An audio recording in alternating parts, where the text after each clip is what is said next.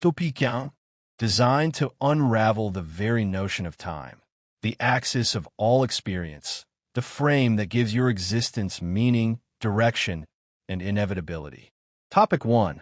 The lie of linear time. Time has never moved forward. That is merely what you've been trained to believe.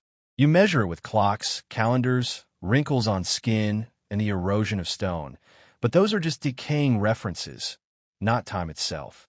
In truth, you have never known what time is. You only know its symptoms. And symptoms lie. Time is treated like a ruler, something that can be stretched, divided, marked. It's how you remember your childhood, plan your death. But what if the linear nature of time, past to future, cause to effect, is a linguistic error masquerading as reality? Your brain constructs continuity, not time, continuity. Through it, you believe yesterday led to today, and today builds toward tomorrow. But the brain isn't tracking time. It's stitching hallucinated moments into a story you can't stop telling yourself. The neuroscientist David Eagleman once described it like this. Your brain receives reality in fragments, moments out of sync, and then reassembles them post hoc in a narrative. It's editing the film of your life after the scene is already over, which means you never experience time. You experience your brain's reconstruction of what it thinks time was.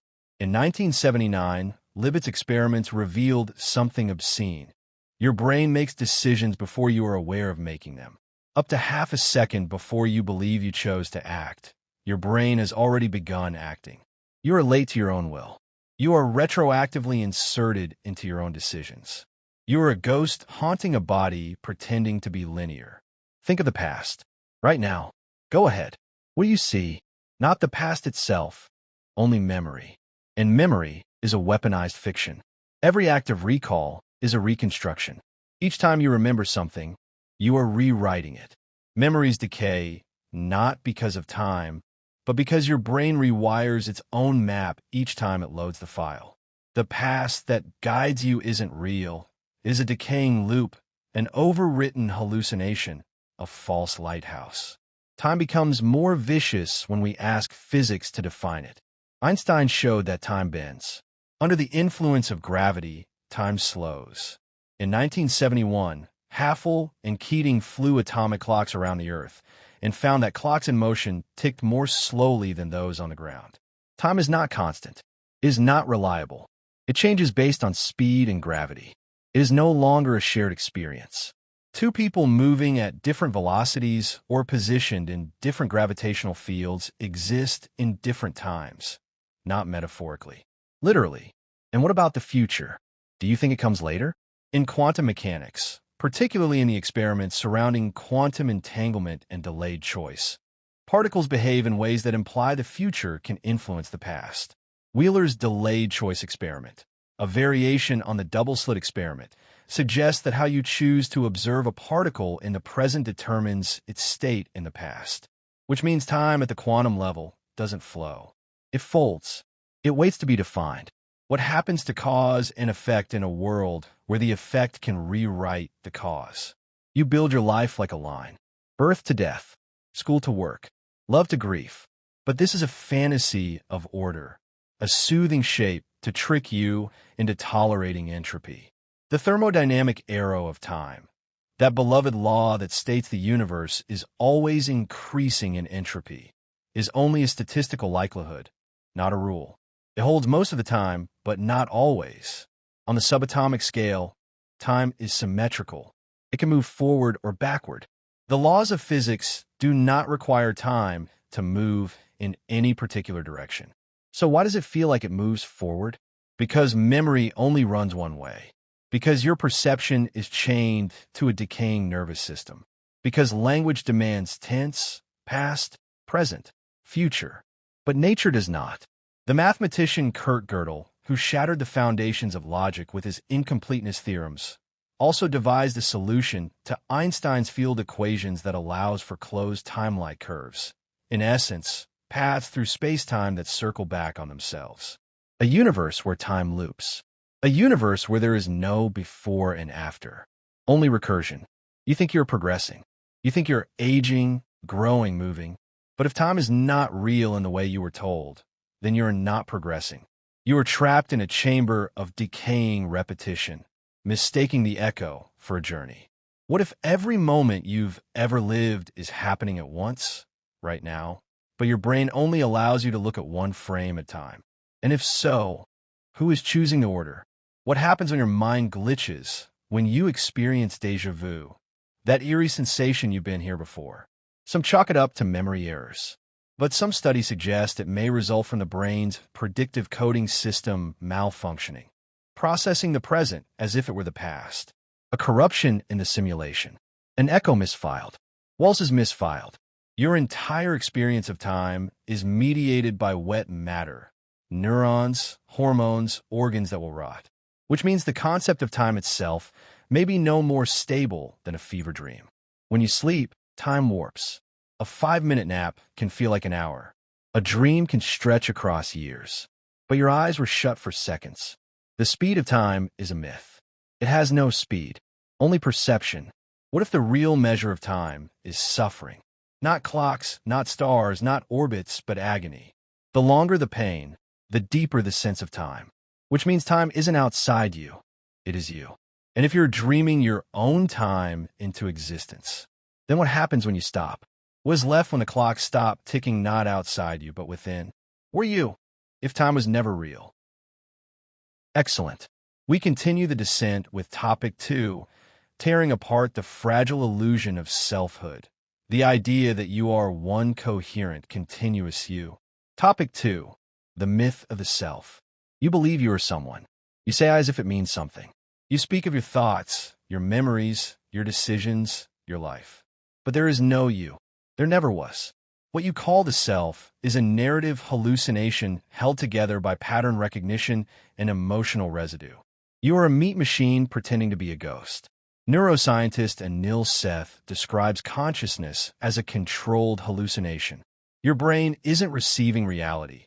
It's constructing it, guessing what's out there based on fragments of data and filling in the gaps with fantasy. It's not just the world you don't experience directly. It's yourself. Your brain doesn't perceive you either. It guesses. It hallucinates a story called you. The default mode network in your brain is responsible for this story, the chatter, the daydream, the internal monologue. It activates when you're not focused on the external world. It's the voice that reminds you who you are. But this voice is not you. It's an improvisation machine. It's a novelist trying to find coherence in chaos. It writes your identity after the fact.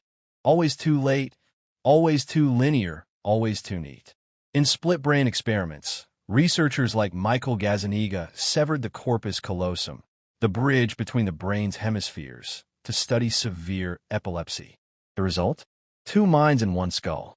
2 centers of consciousness that didn't know what the other was doing.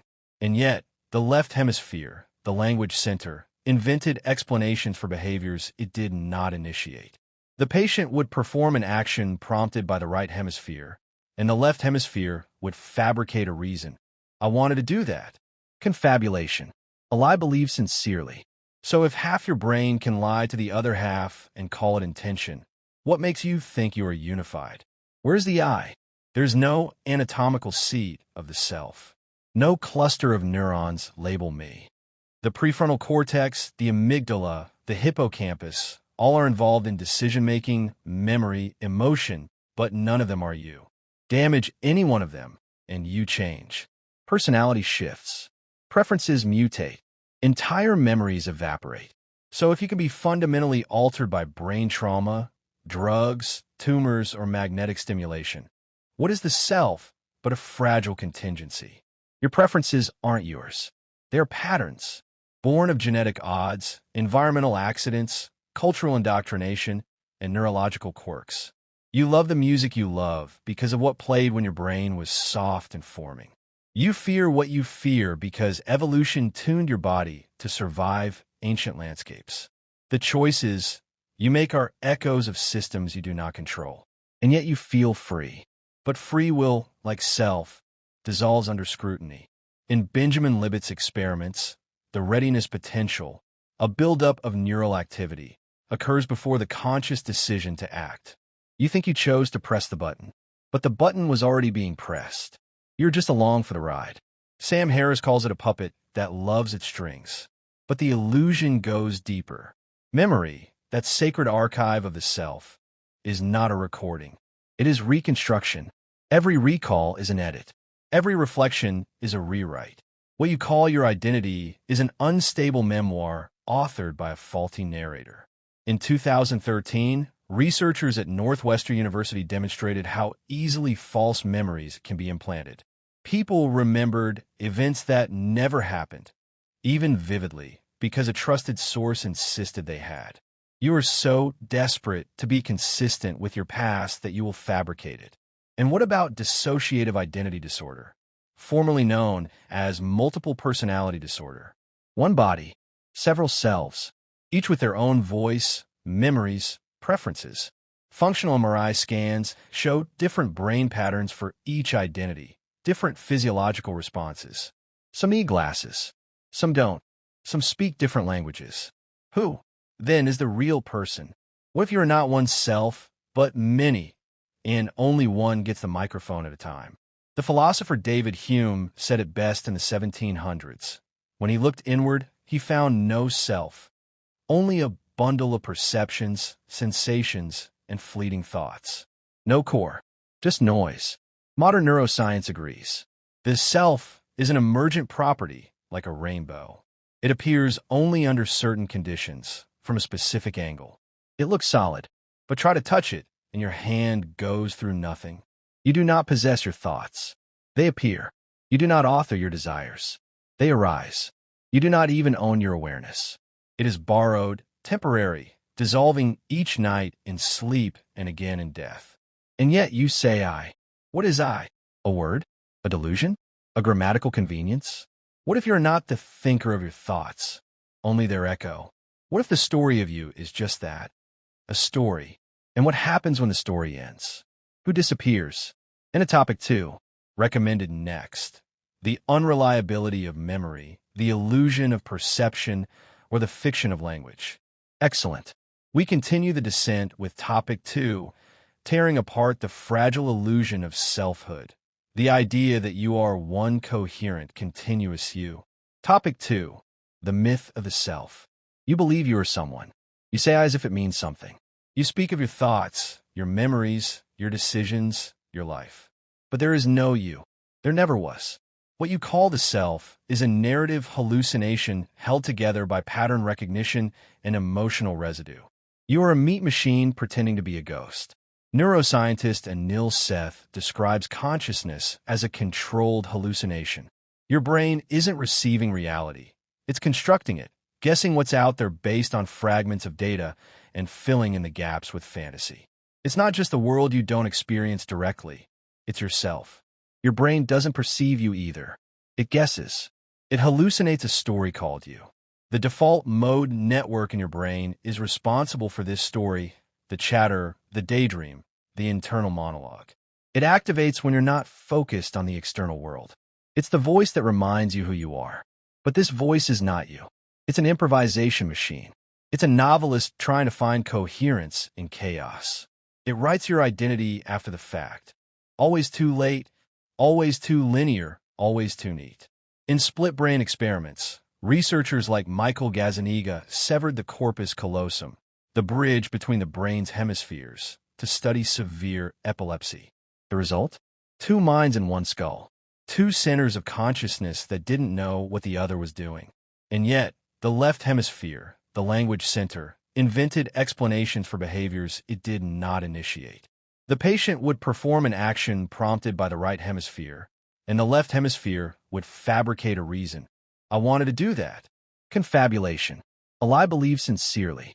So if half your brain can lie to the other half and call it intention, what makes you think you are unified?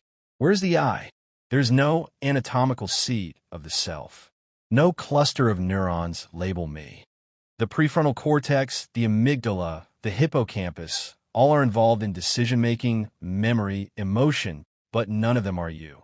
Damage any one of them, and you change. Personality shifts. Preferences mutate.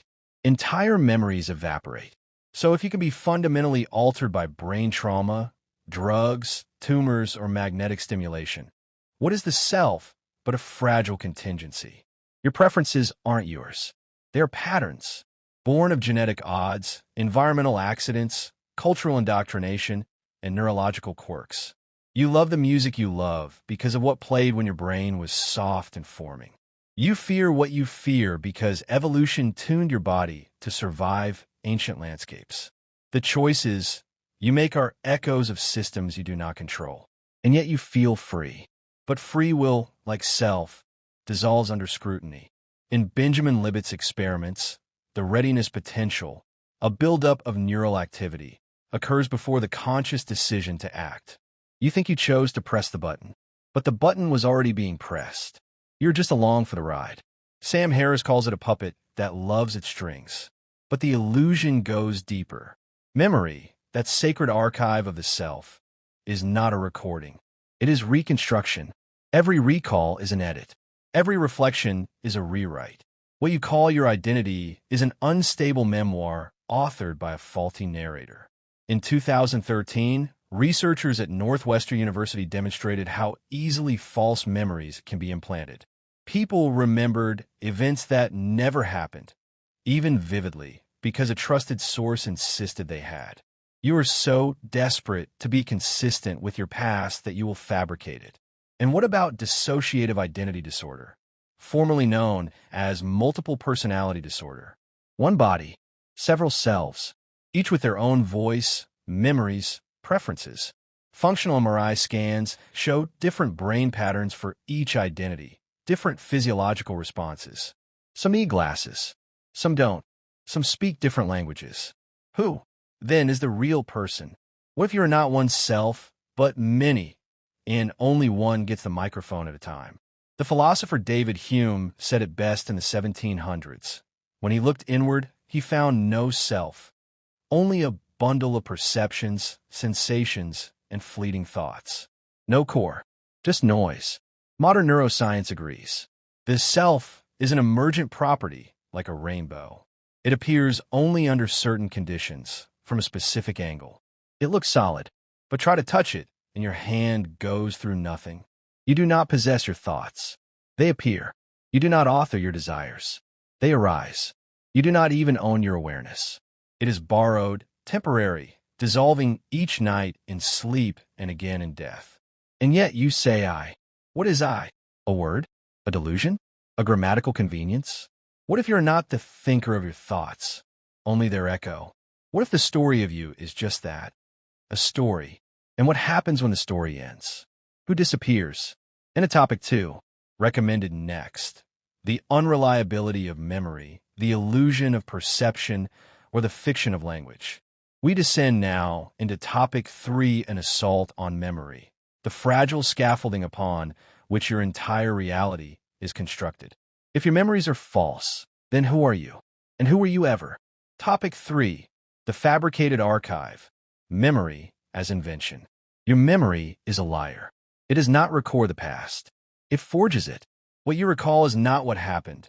It is what your mind made of what happened, distorted by emotion, retold through bias, revised by repetition. You have never remembered a single moment of your life correctly. Not one. Let that sink in. Every moment you cherish, your first kiss, the warmth of a parent's voice, the trauma you say shaped you. It has all been rewritten piece by piece over time. Not with malice, but through design. This is how the brain works. This is how it survives. When you remember something, you're not accessing a file. You are reconstructing it. The hippocampus does not store images like a hard drive. It stores fragments, shadows, categories. Then, like a magician filling in blanks, your brain invents the rest.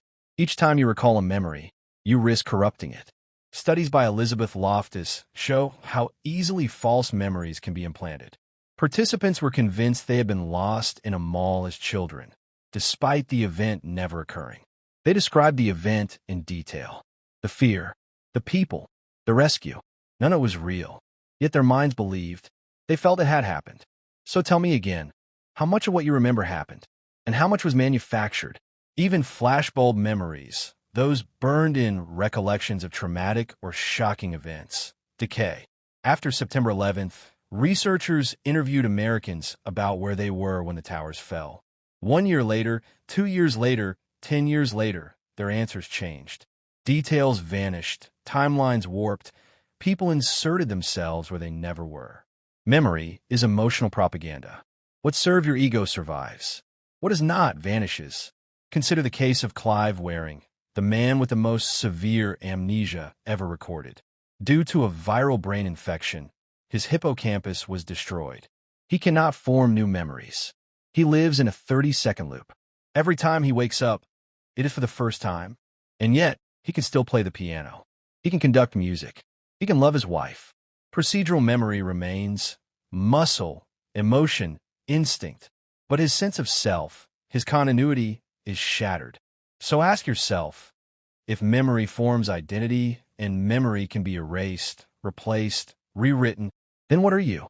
A well-preserved lie? Neuroimaging reveals that the same brain regions involved in imagining the future are used when recalling the past. Memory and imagination are neurologically identical. This means that your idea of what was is no different, functionally, than your idea of what could be. Past and future are both fabrications in the now. Memory is a controlled hallucination, just like time, just like self. And still, you swear by your memories. You fight for them. You define your moral worth by them. You judge others on how well they remember what you remember. But memory is not democratic. It is personal myth. It is weapon and wound. You think trauma makes memories sharper? Wrong. Studies show traumatic memories are often fragmented, distorted, even fabricated. Your brain, under threat, prioritizes survival, not truth. The memories you carry from pain may not be true, but they feel true. That is enough to shape a life. Is that enough to shape a world? What if everything you remember about who hurt you, who loved you, who left you, is just a corrupted file, a broken rendering? What if the face you see when you think of them is not their face? What if the voice you hear in your head is not their voice? What if your entire narrative is a dream told too many times? What a childhood! Your earliest years are inaccessible. Infantile amnesia wipes the slate clean before age 3 or 4. You have no first-hand memory of your first days on Earth, and yet you speak as if you have always been you. But the you who once existed is gone, erased. The continuity you claim is fiction. You are not the child who smiled in those photos. That child is dead, and you are its imperfect echo. Memories are the ghosts you feed, and they grow hungrier the more you believe them. The more you remember, the more the false overlaps with the real, until there is no distinction, until you believe the fantasy because the truth is too uncertain. And if the truth is uncertain, then how can you trust your guilt, your love, your rage? What if the betrayal you've held on to for years never happened? Or worse, what if you were the betrayer and your memory reassembled the lie to protect your mask? If identity is memory and memory is fiction, then who are you? A novel? A storybook? A patchwork of imagined wounds?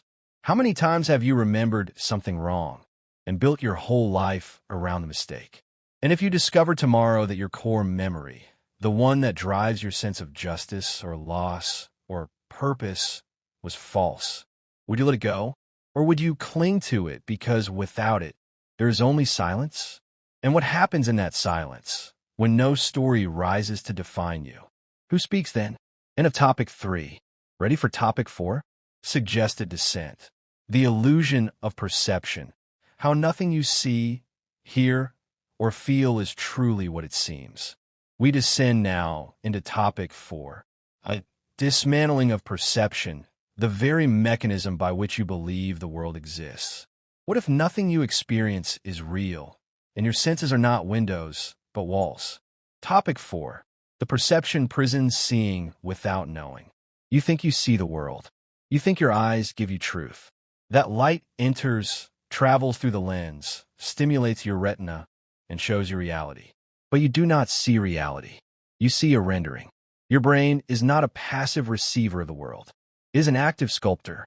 It guesses what's out there based on limited, delayed, distorted information, then fills in the blanks. The image in your mind is not a photograph. It is a hallucination that just happens to agree, most of the time, with other people's hallucinations. But agreement is not truth.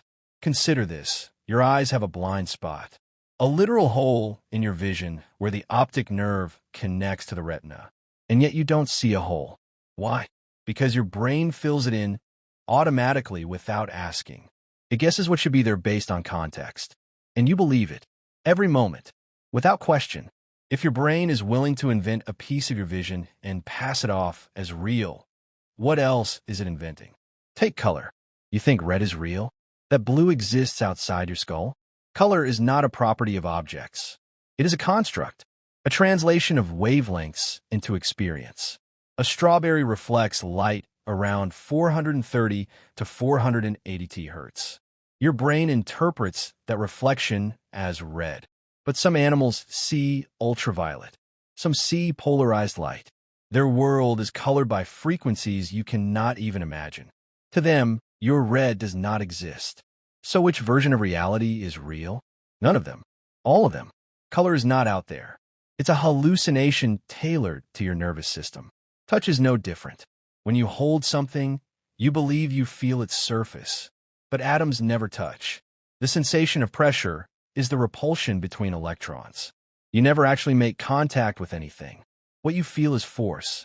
What you interpret is interaction. But the touch itself is an illusion. You have never touched anything in your life. Sound is delay. Light is delay. Everything you experience has already happened. It takes time for light to reach your eyes, for sound to hit your ears, for neurons to fire. You're always behind the present moment, living milliseconds in the past. And yet your brain edits this delay out, pretending it doesn't exist. So you feel present, but you're not. You never have been. Your mind projects now like a stage light on a shadow. Pain is another fiction. Phantom limb syndrome proves it. A person loses an arm and yet still feels pain in the missing limb. How? Because pain does not come from the body. It comes from the brain. Pain is not a signal, it is a decision. Your mind interprets patterns and declares them dangerous, which means your suffering is optional, which means it is self-authored. Illusions reveal the deception of sight. Look at the Muller-Lyer illusion. Two lines of equal length, but one looks longer due to the direction of arrowheads. Your brain refuses to believe the truth even when you know it. Or the checker shadow illusion. Two squares with identical color, one in shadow, one in light. They look different. They must, but they are the same. Your brain compensates for shadow, adjusting the input based on expectation. So what you see is not what is. It is what should be, according to your brain's model of the world. Your senses are not honest. They are predictive engines, shaped by evolution not for accuracy, but for survival. Donald Hoffman argues that perception is not designed to show you the truth. He uses the analogy of a computer desktop. You see an icon labeled trash, but the icon is not the file. It is a symbolic shortcut. Behind it, code. You do not need to know the binary. You only need a function. Evolution did not shape your senses to see the code of reality. It shaped them to keep you alive. That's all. Truth is irrelevant. Function is everything. You do not see molecules, atoms, quantum fields. You do not feel dark matter, which makes up 85% of the universe. You do not hear the hum of the cosmic microwave background. These are not excluded by accident. Your perception was filtered for a narrow slice of the electromagnetic spectrum, a sliver of vibration, a flicker of probability, just enough to help you eat, mate, run. You are not seeing reality. You are hallucinating a survival interface. And yet you are sure of what you see. How arrogant is that? Hallucinations are not rare. They are the rule. What we call hallucination is just the brain misfiring in its usual process. A false input mistaken for a real one. But every perception is a guess. So when the guess is wrong, we call it madness. When the guess is shared, we call it sanity. But shared delusion is still delusion. So what is real? You see a chair. But what is the chair? A collection of atoms. A cloud of probability. Space and energy pretending to be solid. Your body agrees, so you sit. But your agreement does not make it real. You believe in solidity, because you cannot fall through the floor. But that's a limit of your biology, not proof of matter. So again, what is real? What you can touch. You can't. What you can see. You don't. What you can hear. Delayed noise. What you can feel. Invented reaction. You're sealed inside a skull. You have never seen the outside world directly. Not once. You live in a dark, silent chamber, fed only electrical signals. You are a prisoner of your nervous system, and the prison has no windows. So when you say, I know what I saw, do you? When you say, I feel this is real, how do you know? And if every sense lies, every input corrupt, every sensation filtered through fiction, then how do you know you're even awake? End of topic 4. Suggested direction. Language as illusion. The fiction of words. The tyranny of naming. The collapse of meaning. We now spiral into topic 5, where meaning itself unravels. Language, the scaffolding of thought, the filter of the mind, the first and final lie. Topic 5. Language, the collapse of meaning. You're made of words. Every thought you've ever had was shaped, framed, trapped by language. Every feeling named. Every fear narrated. Every memory filtered through description. But what if words are lies? What if meaning is a prison? You think in language, but you did not create it. It was given to you, fed to you in infancy, shaped by culture, polished by centuries of dead voices. You inherited it like a virus. And once infected, you could no longer think outside its cage. The moment you named something, you lost it. The child sees color before it knows the word red, sees it as sensation, radiance, meaningless light. But once you say red, the experience is filed, categorized, neutered. From that moment on, it is not sensation, it is concept, a sound wrapped around a thing. You stopped seeing. You started labeling. Wittgenstein warned you. The limits of my language mean the limits of my world. So what did you never see? Because you had no words for it? In the Piraha language of the Amazon, there are no numbers, no fixed past tense, no history. They live in immediacy, not because they are primitive, but because their language does not permit abstraction. They cannot say, I was, only I am.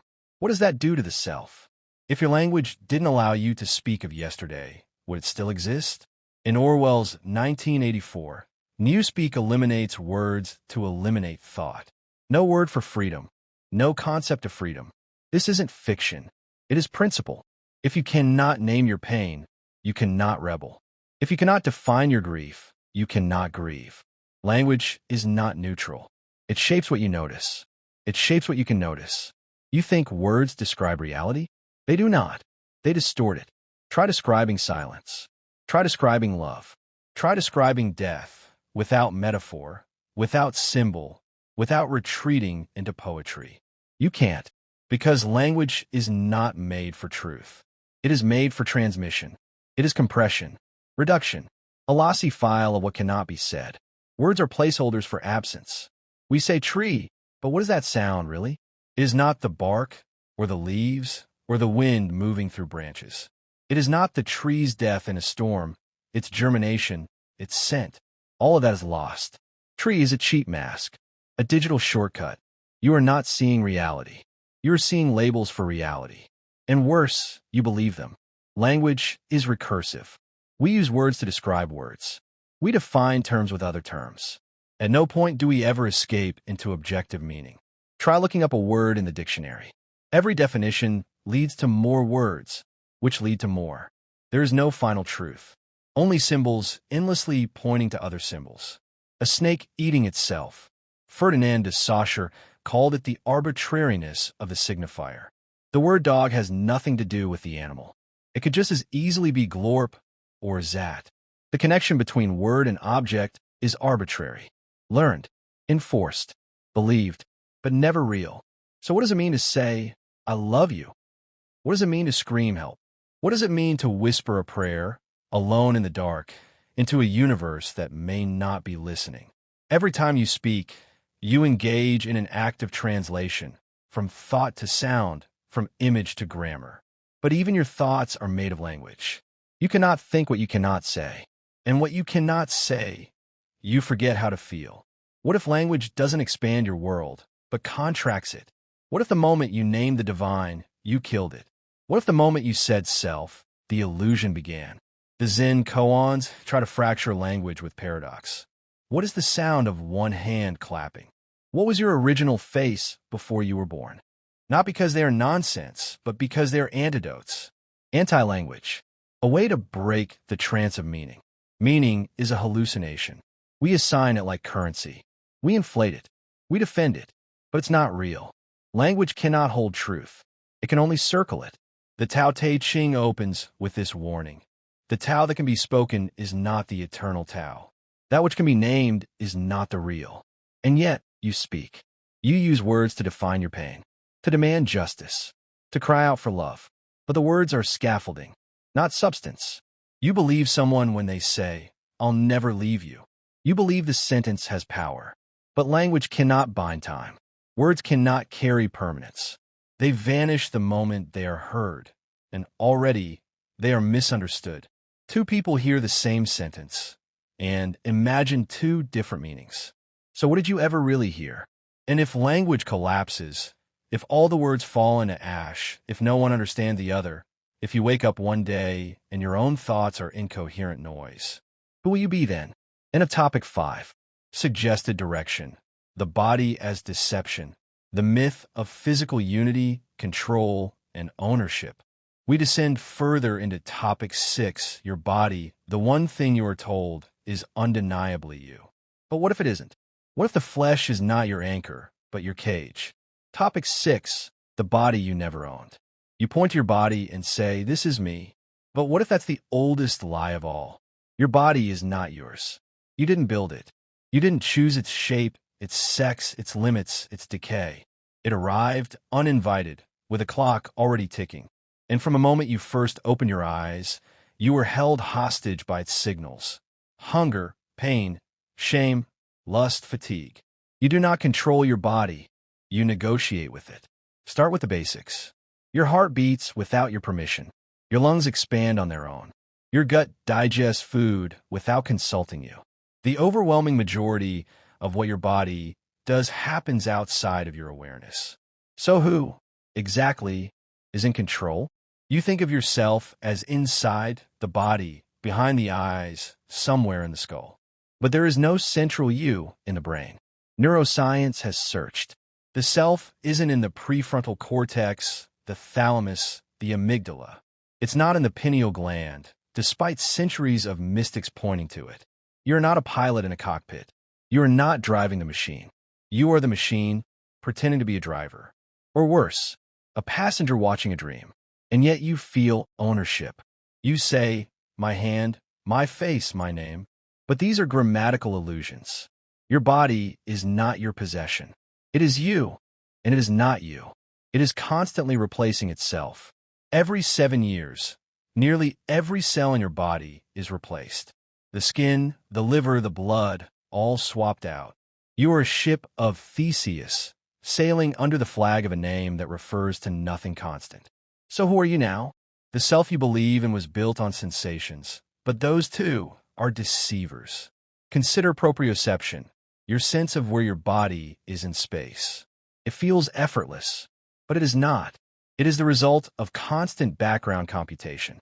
Disrupt it with drugs, with illness, with sensory deprivation, and you lose yourself. You try to lift your arm, but you no longer know where it is. You become unmoored from yourself. In the rubber hand illusion, subjects are shown a fake hand while their real hand is hidden. Both the fake hand and the real one are stroked simultaneously. Within minutes, the brain begins to accept the rubber hand as its own. Subjects flinch when it is struck, feel sensation where none exists. The body schema, once thought fixed, is easily fooled. So what is your body if you can adopt a fake one in minutes? What about people who lose limbs but still feel them, itch them, ache in them? Phantom limb syndrome proves that the body is not in the flesh, but in the brain's map of the flesh. You can lose parts of your body and still experience them, which means the body you feel is not the one you have.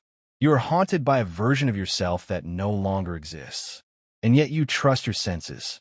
You believe your reflection. But what you see in the mirror is not your body. It's light bouncing off skin, filtered through memory, shaped by culture, warped by emotion. A visual construct, a story. That mole, that wrinkle, that shape of your jaw, these are symbols. They carry shame, desire, fear, identity. But they are not you. Even your immune system doesn't fully accept your body. It is constantly on guard. Attacking invaders, yes, but sometimes attacking you. Autoimmune diseases are the body misrecognizing its own cells as foreign. Your own flesh becomes the enemy. What kind of self turns against itself? And let's not pretend the body is stable. You are decaying. Right now, every second, cells are dying. DNA is unraveling. Telomeres shortening. Entropy accelerating. The you who reads the sentence is already older than the you who read the last one. You were born dying. Your body is a time collapse. And yet you build identity on top of it. You say, I am beautiful, I am strong, I am healthy. Until you're not. Until the tumor grows, the spine collapses, the disease takes root. Then who are you? When your body betrays you, what remains? Even gender, that sacred myth of embodiment, begins to unravel under scrutiny. People report feeling like they were born in the wrong body. Their internal sense of self diverges from the physical form.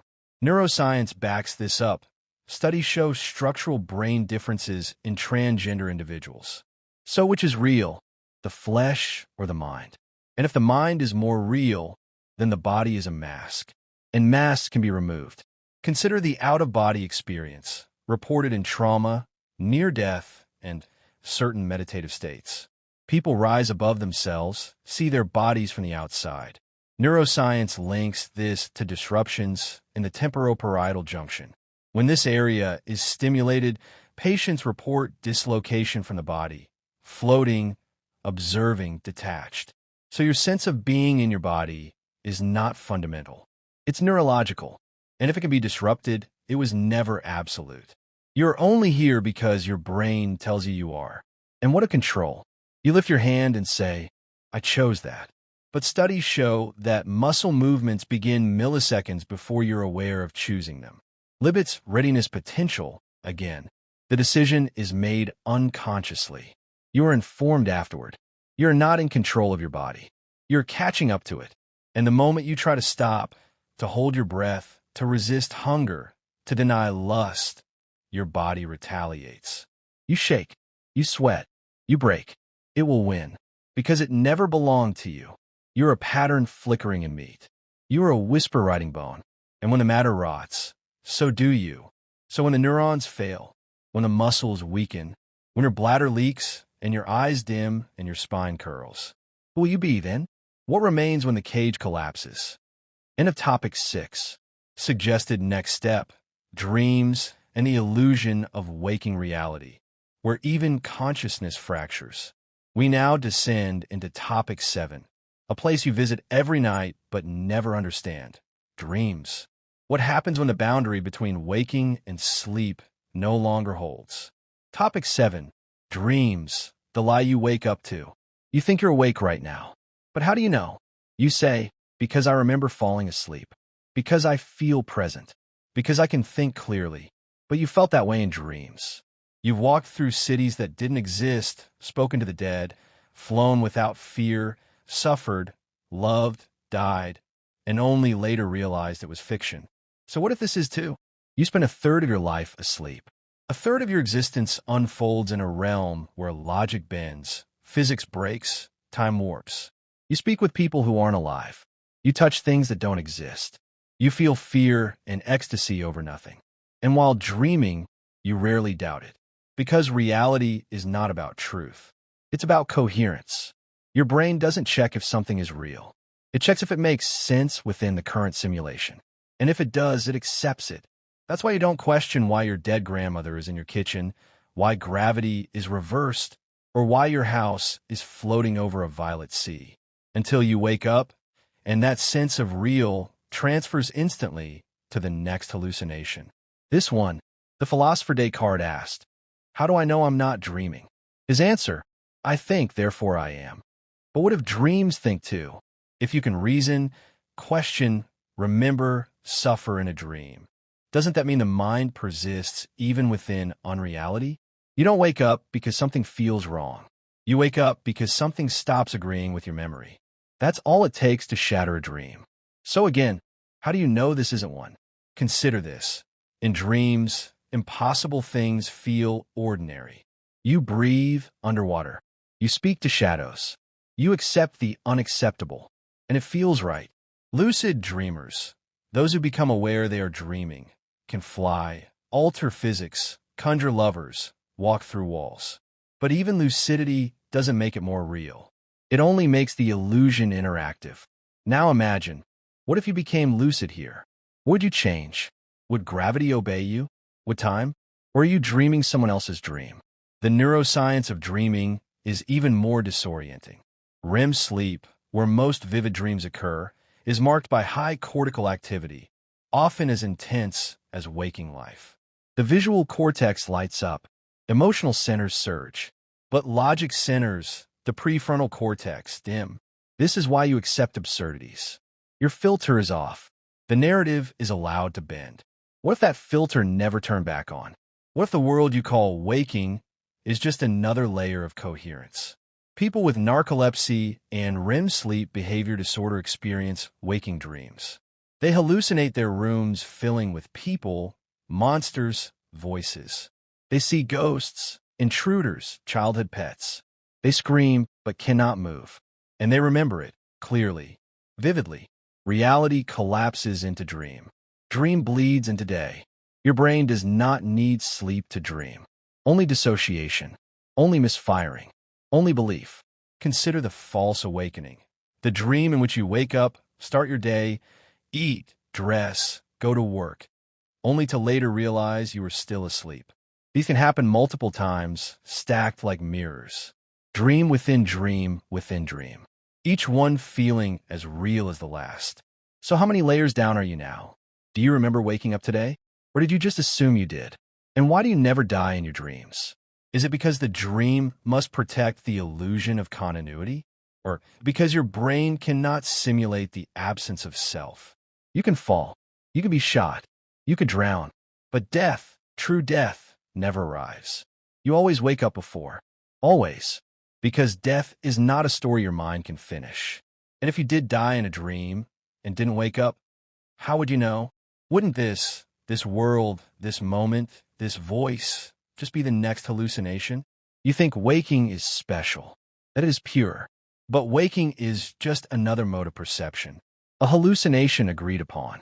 A consensus fantasy. Dreams are disorganized, illogical, but so is life. You contradict yourself. You forget names. You misspeak. You misremember. You lie to yourself. Waking reality is just a higher resolution dream. So what makes this moment more real than the one in which you were flying? Because it lasted longer? Because someone else was there?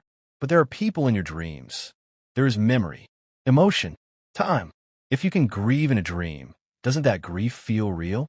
And if your dream self is capable of that depth, then who's to say you aren't the dream self of something else? Alan Watts once said, "You're a function of what the whole universe is doing in the same way that a wave is a function of what the whole ocean is doing." But what if you are not the wave? What if you are the ripple in a sleeping mind? And what if that mind never wakes? What if you never did? End of topic 7. Recommended descent. Identity fragmentation and multiplicity. The idea that you are not one being, but many selves in rotation. We descend now into topic 8, the fracturing of self. Not the destruction of identity, but the horrifying realization that you were never one thing to begin with. Topic 8, the shattered mirror. You were never one. You speak of yourself as if you were a singular entity, a solid I, a continuous me. But this is myth, a desperate illusion stitched together by memory, narrative, and grammar. You're not one person. You are many, rotating, competing, disguised as unity. Think about it. You change depending on who you're with. You speak differently to your mother than to your lover. You smile differently at strangers than at friends. You think different thoughts in the daylight than in the dark. And yet, you call it all you. But the person you are at 2 a.m. is not the one who wakes at 7. The self is not a monolith. It is a parliament, a colony, a swarm. Carl Jung called them complexes, autonomous subpersonalities within the psyche. They have their own desires, memories, moods. When you're taken over by rage, by lust, by despair, that's a complex, not you. You black out. You return to yourself later and ask, why did I do that? You didn't. A different you did. How many of you live inside you? Freud believed in the ID, ego, and superego, competing forces locked in endless conflict. The ID craves. The superego judges. The ego mediates. But what if even this trinity is too simplistic? What if you're not a mind with parts, but a theater of masks? In DID, dissociative identity disorder, multiple identities live within one body. They have their own names, voices, traumas, skills. They can appear at different times, triggered by different stimuli. To the outsider, it seems pathological. But look closer. How different are you, really? Think of a moment when you were so angry, so consumed, that you did or said something unforgivable. Afterward, you said, that wasn't me. But if it wasn't you, who was it? What if every you is just the current mask? The philosopher Daniel Dennett describes selfhood as a center of narrative gravity. Not a thing, but a story. Not an object, but a pattern. You are not a person. You are a process. A temporary consistency in the flux of thought. And processes break down. When you sleep, the self dissolves. When you dream, new selves emerge. When you drink, your inhibitions shift. When you fall in love, the world rearranges. When you suffer trauma, entire personas fracture off to carry the pain. You don't remember who you were 10 years ago, because that person died, and you buried them under the word me. So what makes you think you're oneself? Is it memory? But as we've already seen, memory lies. It decays. It invents. So the you remember might not even be real. It may be a fiction written by the current self to justify its existence. Is it your body? But your body changes. Your cells are replaced. Your face transforms. You see an old photo and say, I don't even recognize myself. And you're right. That person is gone. Is it your voice? Your name? But even names are masks. Your name was given to you. You didn't choose it. You grew into it like a costume. But you could have been called anything. You could have become someone else. In fact, you already have. So many times. And sometimes the selves don't agree. You want to lose weight, but you binge. You want to love, but you sabotage. You want to live, but you daydream of death. These aren't contradictions. These are selves in conflict. You don't have free will. You have committee votes. And the votes don't always go your way. Robert Kurzban calls it the modular mind. The brain is a set of specialized systems, each with its own agenda. One module wants sex. One wants safety. One wants approval. One wants revenge. And you, the part that speaks, are not in charge. You're just the press secretary, justifying whatever decision the module's already made. So when you say, I don't know why I did that, it's not metaphor. It's confession. And then there's temporal fragmentation, the self over time. Your child self, your teenage self, your present self. These are not the same being. They don't share the same values, the same beliefs, the same identity. You would not even like your past self. You'd mock them, correct them, pity them. So why do you still pretend to be the same person? Because the illusion of continuity is comforting. Because the alternative is unbearable. To admit that you are a different person now than yesterday. To admit that your memories are staged, your identity recycled, your voice borrowed. To admit that the you who suffers is not the you who sinned. That is too much. So you glue the mirror back together. You whisper the name over and over like a spell. You say, I am me, I am me, I am me. But the mirror is cracked. The reflection multiplies. The voices echo. So who right now is reading this? And what makes you think you'll be the one who wakes up tomorrow? End of topic 8. Suggested descent. Time as illusion. The fallacy of linearity. The impossibility of now. The death of causality.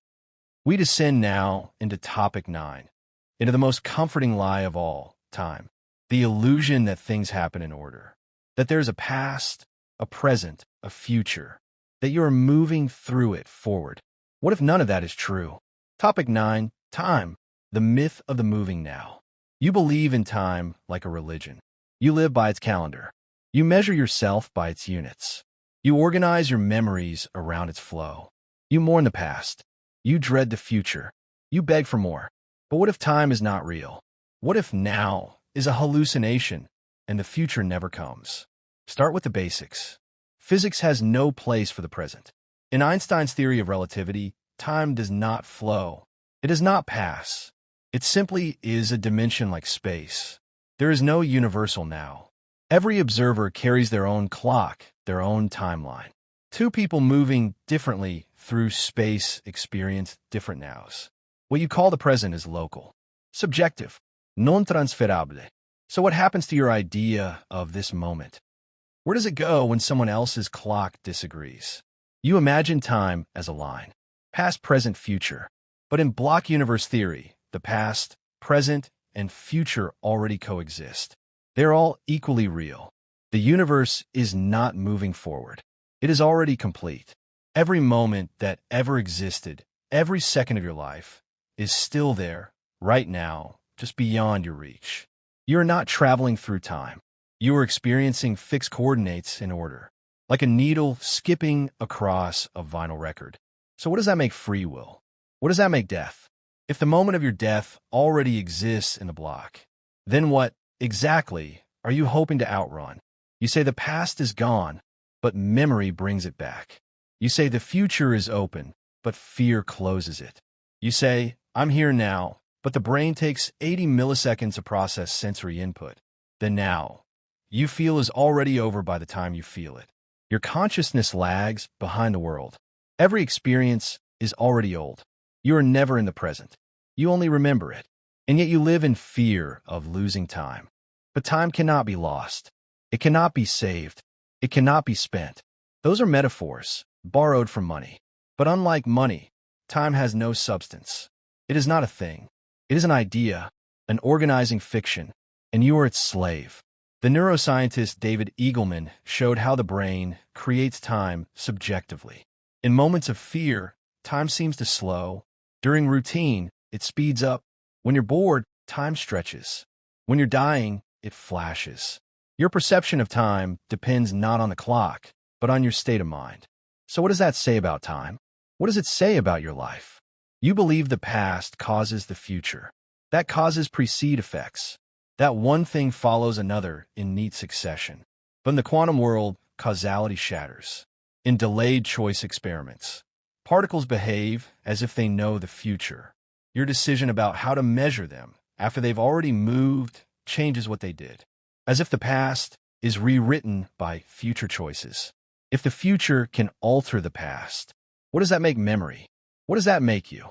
You think of yourself as a timeline, a story with a beginning, middle, and end. But there is no objective beginning. You were born from a process stretching back billions of years. Star formation, chemical synthesis, planetary cooling. And there is no clear end. You die, but your atoms remain. Your carbon re-enters soil. Your breath joins the wind. You dissolve, not disappear. So where exactly do you stop? Where is the you that exists only in this slice of time? Heraclitus said you cannot step into the same river twice. But modern physics says there is no river. There is no flow. There is only a frozen, four-dimensional tapestry, and your mind is a flashlight moving over it, frame by frame, pretending it's a movie.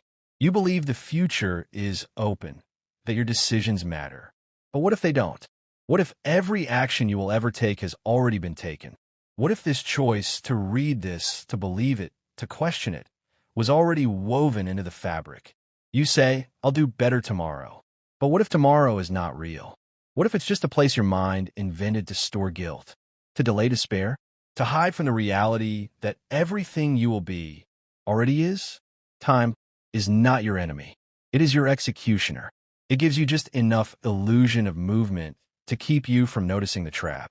You think the seconds tick forward. You think tomorrow holds hope. But tomorrow is not a place. Tomorrow is a lie. So ask yourself, if the future isn't real, If the past is gone, if the present is always too late, then what moment are you living in now? And how can something that doesn't exist be running out? End of topic 9. Suggested. Death as perception error. Not an end, but a conceptual blind spot your consciousness cannot penetrate. We descend now into topic 10. The final frontier, the one you fear, deny, mythologize death. Not as an event, but as a perceptual error, a place your mind cannot go, and so pretends does not exist. Topic 10. The death that never arrives. You think death is coming, that it waits at the end of your path like a wall, a door, a shadow. You speak of dying one day, as if that day exists somewhere on the calendar. But what if death never comes? Not because you're immortal, but because you are never there when it happens? You have never experienced death. Not yours. Not anyone's. You have seen bodies, attended funerals, watched others fall. But those are performances of absence. You see the corpse, but not the moment it became one. You've never been in the room at the exact instant a person became a non-person, because there is no such moment. No final flique. No last breath you feel from the inside. Death is not something you live through. It is something that erases you. So what makes you think you can ever know it? You cannot experience being dead. You cannot remember not existing. You cannot know death, because knowing requires a knower, and death removes the knower, which makes death a hole in your cognition, a blind spot so absolute that the mind constructs elaborate fictions just to avoid facing it. You imagine tunnels of light, or blackness, or reincarnation, or eternal sleep. You imagine floating, watching, being missed. But every image of death is a fantasy projected from life, because the dead do not imagine.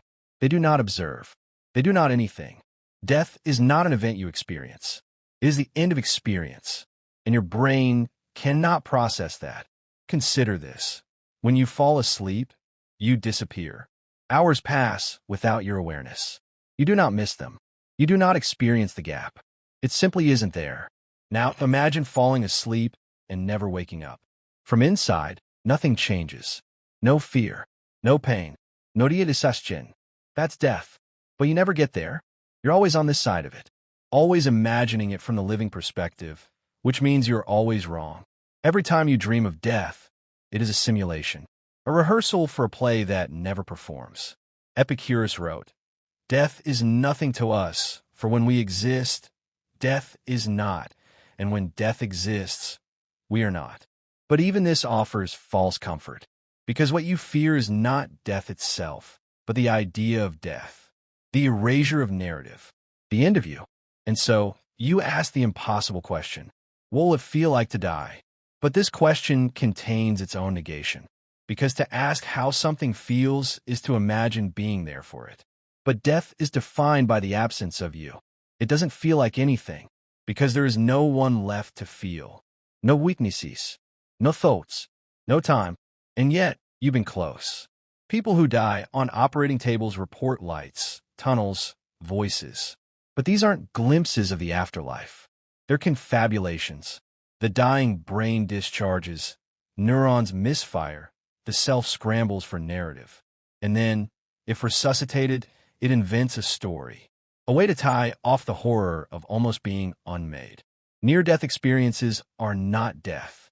They're the terror of nearing a place you cannot imagine. In quantum physics, observer effect tells us that to observe something changes its state. But what if death is unobservable by design? What if trying to look at it prevents it from being understood? Like a black hole's event horizon. You can calculate what should happen, but you can never see it. You can't even define when death occurs. Is it when the heart stops? When brain waves flatline? When consciousness ceases? But what is consciousness? A pattern? A spark? A hallucination? If you cannot define its beginning, how can you define its end? The body rots. The cells decay. But when exactly did you leave? Or did you? Maybe you don't die.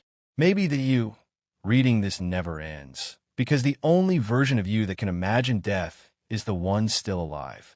So in every branching path, every collapsing moment, every quantum fork, your consciousness continues down the path where it survives.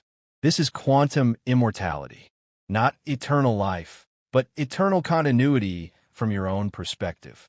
You die in 1,000 timelines, but you never follow those branches. You keep waking up, keep surviving, because you cannot experience not surviving. So from your point of view, you never die. You just keep waking up in stranger and stranger realities, until one day, maybe you wake into a world so unrecognizable, so incoherent, that it no longer resembles life at all. And you realize you have already died so many times. And this moment is just the latest lie your mind invented to avoid the void. So the question is no longer what happens when you die. It's what if it already happened? And this right now, is what you made to survive it. End of topic 10. Suggested path. History as illusion. The idea that the past you remember was constructed, edited, and does not reflect what truly occurred.